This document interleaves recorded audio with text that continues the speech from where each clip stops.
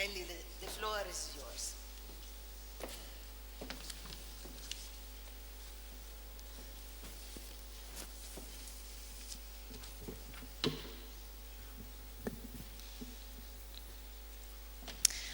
Hi, my name is Kelly. I'm with the Netherlands Institute of Sound and Vision, and I lead the TV pilot.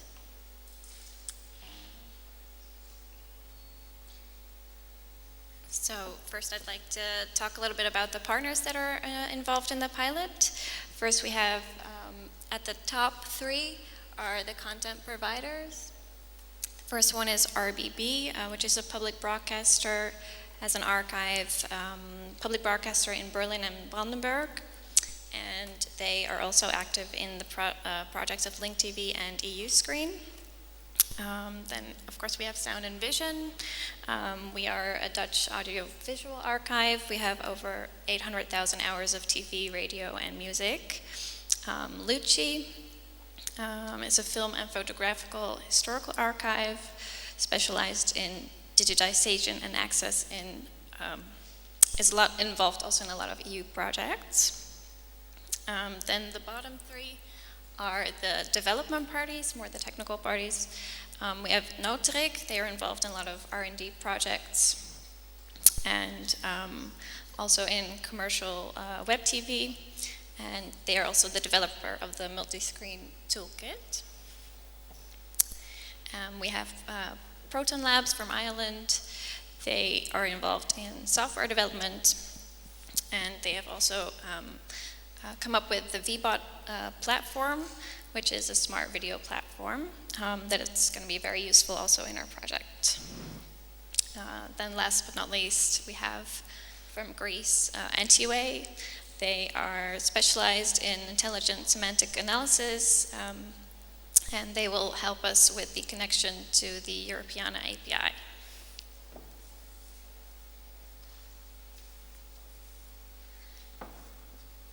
So just to start out, I'd like to take you through a little bit of how we started out. First we figured we would split up the TV pilot in two scenarios. We have a local scenario. Thank you. The first one is the local scenario. We envision this more as a sort of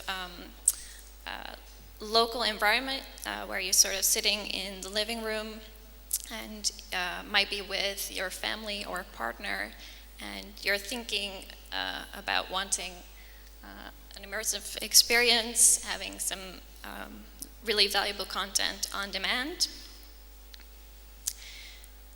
And you can think of sort of functions that come with that, functions of user recommendations or personal interface. Those sort of type of things is what we see within the local scenario. And then we have the broadcast scenario, which is more connected to the liveness aspect of television. So this is really sort of connecting to live historic events that we want to experience,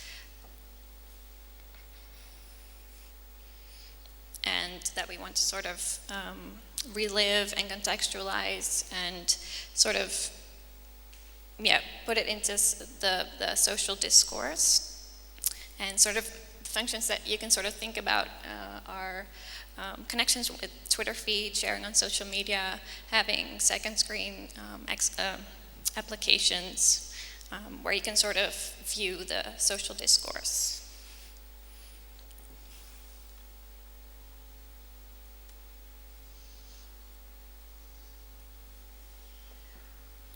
So when we first started out, we saw within the local scenario, we envisioned the elderly in living room scenario where we have sort of a grandmother and a grandchild sitting in a living room, sort of thinking about, at that moment, for instance, the Olympics are going on, and grandmother is really thinks back of the Olympics that she saw in 1960. So she opens up the app on television. Her grandson has a smart, like a tablet, and Oh, 1 minute, sorry. Okay. That's the local scenario. You can also read about it on the website.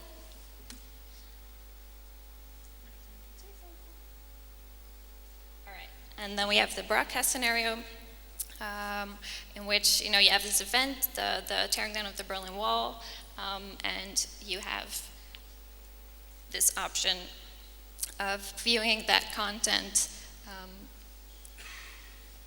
on your smart TV. And so now we sort of developed this idea of putting all this technology into a toolkit. So we want to really have multiple sort of technical features sort of in a modular toolkit which you can use. And we sort of see our hackathon as sort of a place where you can use building blocks.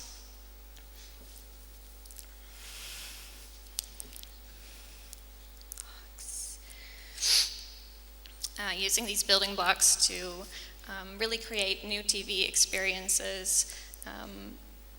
And in this way, we sort of see our pilot going a little bit further than just having an app to inspire, but we really want to provide the technology to create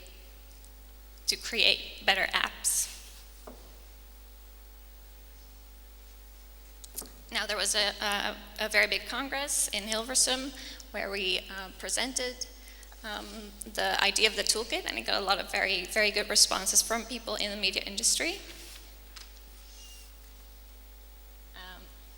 So these are sort of the people that that were at that congress, and also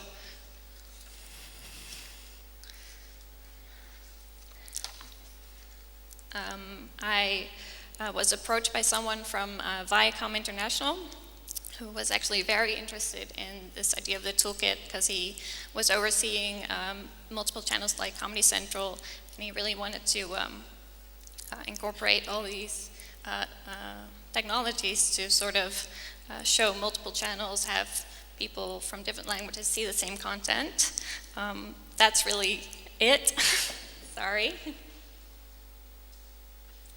Just to let you know, the hackathon will be held in April in Amsterdam, and it will be organized together with WAG Society. Thank you.